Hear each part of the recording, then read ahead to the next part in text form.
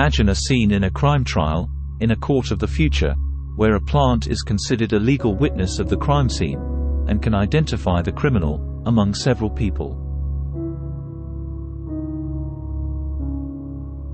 Can plants be witnesses to a crime? Can they identify and distinguish the presence of someone with good or bad intentions? The evidence for plant consciousness and sensitiveness is still emerging, but plants are more complex and intelligent creatures than we previously thought. We are only beginning to understand the full extent of their capabilities.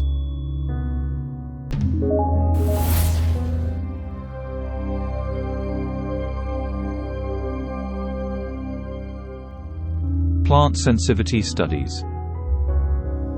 One of the most famous studies on plant sensitivity was conducted by Cleve Baxter in the 1960s. Baxter was a polygraph examiner who became interested in the possibility of plant communication. He attached a polygraph machine to a Dracaena plant and began to monitor its electrical conductivity. Baxter claimed that the plant's electrical conductivity changed in response to a variety of stimuli, including human emotions and thoughts. For example, he claimed that the plant's electrical conductivity would change if he thought about harming it. Baxter's studies were controversial, and many scientists criticized his methodology. However, his work helped to raise awareness of the possibility of plant communication and inspired other scientists to conduct research in this area. Another study on plant sensitivity was conducted by Jagadish Chandra Bose in the late 19th and early 20th centuries. Bose was a Bengali physicist and plant physiologist who invented several devices for measuring plant growth and responses. Bose's experiments showed that plants could respond to a variety of stimuli, including light, touch, and sound.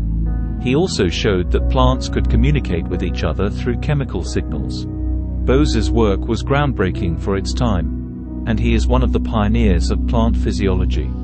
His research helped to lay the foundation for our modern understanding of plant communication and sensitivity. While more research is needed to understand the full extent of plant sensitivity, the studies by Baxter and Bose provide evidence that plants are more complex and intelligent beings than we previously thought.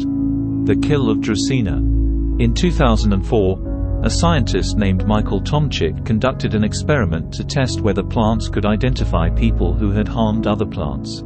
He used a plant called a Dracaena, which is known for its sensitivity. Tomczyk placed the Dracaena in a room with two people. One person was instructed to harm another plant by cutting off its leaves.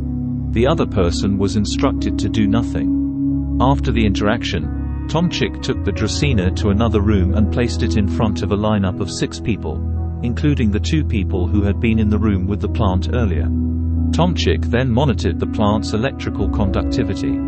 Tomczyk found that the plant's electrical conductivity increased significantly when it was placed in front of the person who had harmed the other plant. This suggests that the plant was able to identify the person who had harmed it. Tomczyk's experiment has been criticized by some scientists, who argue that his methodology was flawed. However, his work is intriguing and suggests that plants may be more intelligent than we previously thought. Plant communication. In another experiment, conducted in 2008 by researchers at the University of Western Australia, plants were shown to be able to communicate with each other and warn each other of danger. In this experiment, researchers placed 2 tomato plants in separate pots, but connected their roots with a fungal network. One of the tomato plants was then exposed to caterpillar saliva, which is a chemical signal that indicates danger to other plants.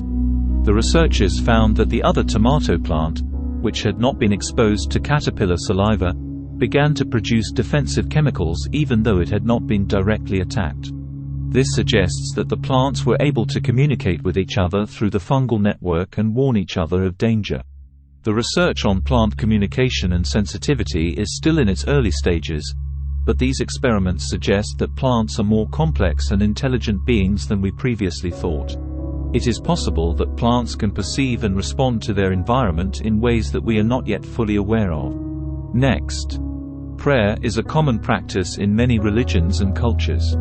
It is often seen as a way to communicate with God or a higher power. But what about the effects of prayer on plants? Can they react to the energy of a prayer or positive intentions?